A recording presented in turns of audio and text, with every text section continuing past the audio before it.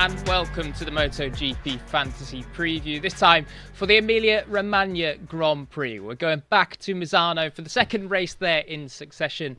It's been since 2021 since we had two races in Misano. If you've been keeping up with the weather throughout the Emilia-Romagna region, you'll know that it's been an absolute deluge of rain there, not just last night and today, but also possibly tomorrow. So it could be a very interesting weekend indeed if we do indeed have a little bit of dodgy weather as the track action gets underway on Friday. But welcome along to the Fantasy Preview. My name's Jack Gorston. This time joining us we'll have Moto2 title contender, the Alonso Lopez. So we're bringing Alonso now.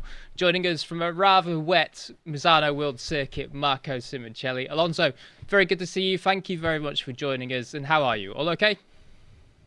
Yeah, everything okay. Happy to be here. My first time, so a little bit exciting for the first time. Well, so first time doing the MotoGP Fantasy, and we'll get onto that in just a minute or two. And as you know, it's going to be a little bit of a tricky one because our team is lacking in terms of funds. But coming into this weekend, Alonso, of course, the second race in a row at Misano, does it make it trickier or easier when you have a second race at the same circuit back to back? I think that is a little bit trickier because when you have just one weekend in the same track, the second one everybody get more closer and go a little bit faster, but you are already on the limit. So the only thing that can happen if it's a normal weekend is that your rivals go a little bit more faster and everything it keeps like more like of a group. Of course, we know that Misano is a place where I think every rider in the World Championship has been countless times. I'm sure yourself, you've raced around there lots and lots of times before. But we always see that the Italian riders, particularly those from the Emilia-Romagna region as well, just have a little bit extra. Do you think that they have some circuits around Misano that maybe no one else knows? Yeah, obviously that here the academy goes super fast because every week they train here. But I think that uh, also a lot of riders make good races. For example, my first victory was here, so for me it's a very nice track. I really love it and I really enjoy it when I race here. Yeah, the last week I was doing such a good start, but I did a very big mistake that I crashed. But without this mistake, I think that I could fight for podium or maybe win. I had a very good piece, so I will try to make it this weekend.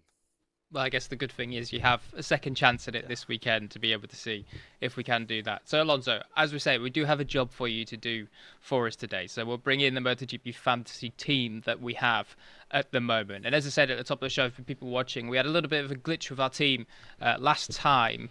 And unfortunately, we've lost a little bit of value, but hopefully we'll get that fixed for next time. But what it does mean is that our team value is at 14.5 million at the moment. We've only got 100,000 left over to spend already. So, Alonso, we know that we can make two changes, and obviously Pol Espargaro, a wild card last time, is not going to be there on the grid this time, so we know we need to change Pol. If we are looking to make two changes, is there two things that you think you'd change here? Obviously, one would be Pol, and another could be another rider or the constructor, maybe. Okay, so Paul, I need to change it, Yeah, so we'll 100%. take him out already anyway. So that does give us 1.5 million. You can either make the first change now, or if you already know you want to change something else, we can also take that out But now but as I well. can see how many riders or So, yeah. so let's have a look. So 1.5 million. If we wanted a rider for 1.5, we are struggling. Let's put it that way. Jack Miller is 1.4 Yeah, yeah. million. It's a Fabio good one. Quartararo Yeah. is 1.4 million as well. Um, who else is under the 1.4 benchmark? Ralph Fernandez, Alex Rins is 1.5. We could afford him. And you have the Hondas here as well, Marini and Mir, who hopefully will be feeling a little bit better this weekend. So of those names, And Maverick is 1.8. yeah, where is And for 1.8? example, the the motorbike or the teams, Hmm. because my other change, I think that is gonna be the constructor or So Aprilia are 2.1 as a constructor. So yeah, we wouldn't be able to afford someone like KTM or Ducati, of course, because they're quite a lot. But you could switch out Aprilia for Yamaha and Honda, and it would save you a bit more money to go for a better rider if you wanted. and teams. Teams, what do we have? We have Trackhouse at 1.4. They're probably one of the cheapest, if not the cheapest. Yeah, so all the big teams at the top we'd struggle to afford. You could go with LCR if you wanted, or perhaps some of the others. Aprilia probably 2.1. We wouldn't be able to make that work though. So I think really if your good options for teams, um, yeah, to be honest, we're going to be struggling. You'd have to be looking at maybe Red Bull Gas, but then you'd have to take a very cheap rider to replace Polo Spargaro. Yeah, I think that I'm gonna choose Gas as a Okay, team. let's get rid of them and put Gas in. See where that leaves us. That leaves us with only 1.1 million for a rider, which in the MotoGP paddock is not a lot.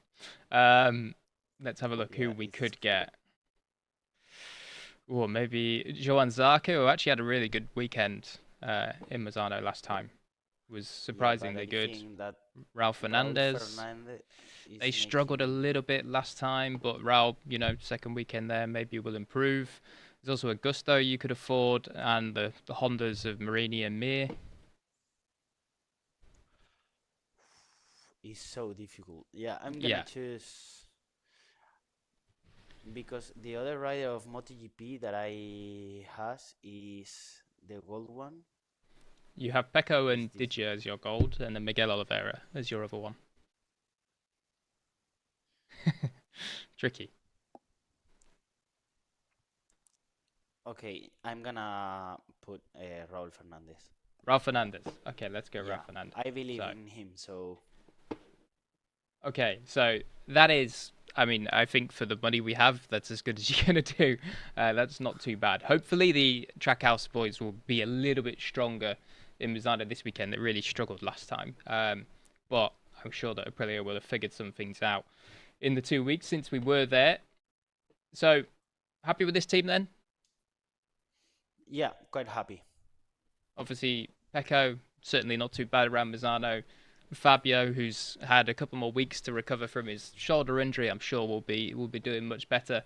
Uh, and also Raul Fernandez and Miguel Oliveira, we hope can take a step forward. Interestingly, definitely tech-free Gas will be a good choice. I think Pedro was looking Yeah, good there last time. Augusto is getting back to how we know he can ride, so definitely a good choice.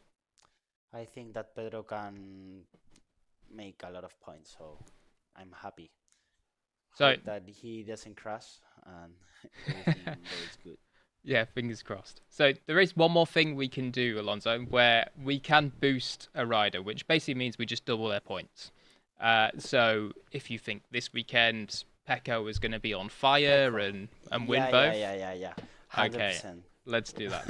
Let's boost Pecco because we're going to need all the help we can get with a team that is lacking in terms of money. So we've boosted Pecco then, and speaking of that, we'll just ask you for some let's not say predictions, but in the MotoGP class this weekend, if you had to choose three riders, I think I might know who you say when you say let's choose three riders that are going to be the very top of the benchmark this weekend.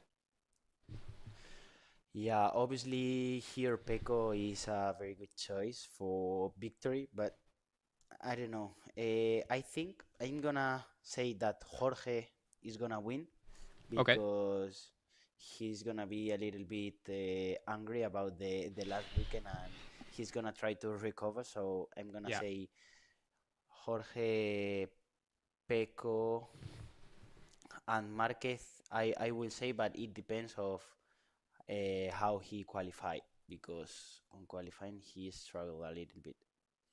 Yeah, that is a good point actually. We've seen Mark have some issues, let's say, with qualifying, and a lot of times it's because he's trying to do the lap time that the GP24s can do, but it's very difficult when he's on that GP23. Of course, with the Moto2 class as well, Alonso, we've seen this year that so many title rivals. You yourself are third in the championship, I believe 42 points behind. And we've seen one race, one rider will come out and dominate. The next race, another rider will come out and dominate. And we've had big battles. Do you expect it to be the same this weekend, where we see a lot of different riders at various points through the weekend being very fast? Yeah, also it's very difficult to qualify because sometimes a lot of riders can make a very good lap time and then on Sunday they go back a lot, and also the tire the tire is very difficult to manage because sometimes you think that at the final part of the race you are gonna be very fast, and sometimes yes, and sometimes not. It depends a lot. But yeah, I believe that Ogura is gonna be fast. It depends. You will never know because Ogura sometimes make very good or very bad qualifying. So it depends. But obviously that Arbolino is improving. Chile is growing a lot now in the last part of the championship. Dixon is going very fast, and also I will put myself because I wanna fight for this championship. And honestly, if I want to fight for it, I need to take some points of I, because in the last race I was 18 points behind him and I crashed with a very good piece and he won. So I hope that I can take some points of him, and try to fight until then, because I would like to fight in Valencia for the championship. Absolutely. It'd be great to see you up there as well. And of course, we know now that it's going to be a very, very busy time. We have so many races coming up. We've got a triple header now, then another triple header, and then Valencia to end the season. How difficult is it to manage so many races in such a short amount of time? In one hand is very good because if you are getting good results, it's like you are excited for the next one, and oh, hope to go for the next one, hope to go for the next one. But if you have bad luck or bad results, or your feeling is not perfect with bike, you are you want that finish as soon as possible, because the problem is that you are very far away of your home, far away of your family. So it's a very important part of the championship, and you can love it or you can hate it. So this is the main question. I hope that I really love these tracks. I think that I can get quite good results, and we are working for it. I'm very happy with my team and with the bike in this moment, so I think that I can afford good results, and I believe on it. Well, let's hope so. We hope you do achieve those good results. So, Alonso, thank you for joining us. We know that it's going to be a busy day for you doing track walk, and hopefully it's not raining while you go out for that track walk either. But good luck this weekend, and good luck throughout the remainder of the 2024 season. Thank you very much. Good luck, you too. Thank you.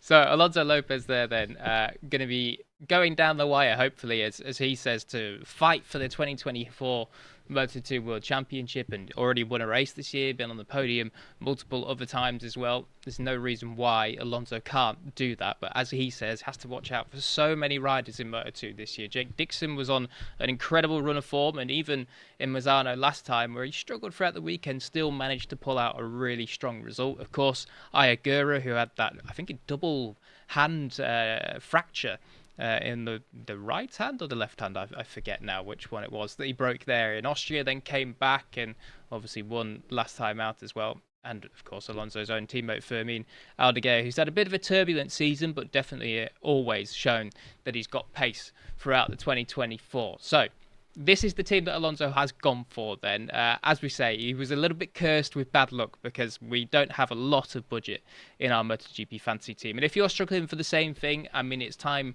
to stick the mastermind cap on and really dive into the stats center, because this is where, if you are struggling for money, where you're going to find those little gems that are perhaps pulling their weight more than what their salary is saying they should. If you go into the fantasy stats here, you'll unlock a whole new world that maybe you haven't seen quite yet, where you can look at kind of the last 3 GP performance, last 5 GP performance, also their average points per GP, as well as, of course, their salary, to be able to determine exactly who's, a good bargain and who's not, perhaps. So definitely have a look there if you're struggling for money, because it'll help you out big time indeed, and hopefully be able to change your MotoGP fantasy fortunes around. So that's going to do it here for the MotoGP fantasy preview. It's time to go down the stretch in the 2024 MotoGP World Championship. We've got 7 rounds left, and they are coming to you in 9 weeks. It's going to be busy. Free up your schedule for MotoGP, whether you're watching at the circuits as we go into Asia as well, and also Australia, or whether you're just going to be watching at home at the strange hours for us here in Europe. Of course, a little better if you're watching over in Asia as well. Thank you very much for joining us. Enjoy this weekend. Hopefully it's not going to be a wet one on Saturday and Sunday. It does say that the weather's going to be dry those days. It's definitely going to need it because it's been raining cats and dogs out there in Emilia-Romagna. Thank you for watching. Enjoy this weekend.